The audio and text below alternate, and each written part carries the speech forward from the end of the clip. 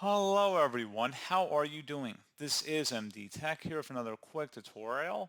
In today's tutorial, I'm going to show you guys how to hopefully resolve if you're coming across an error message in the event viewer that a fatal error occurred while creating a TLS client credential. The internal error state is 10013. So the TLS function is to serve as a security layer between the client and server systems, which basically ensures authenticity and data encryption.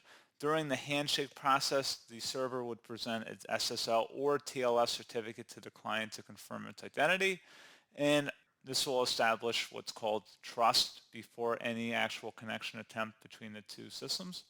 There may be certain situations where the client system might not be able to decrypt the message sent by the server, which leads to an error and also means that the two different systems cannot connect. So in today's tutorial, I'm going to show you guys how to hopefully resolve that, whether you're on a client or server side computer. And without further ado, let's go ahead and jump right into it.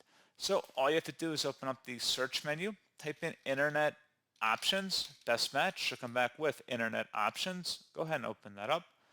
Select the Advanced tab, and then you want to scroll down underneath Security, and there should be an area that says Use TLS. You want to check mark Use TLS 1.0, 1.1, and make sure everything up to 1.3 is check marked in here.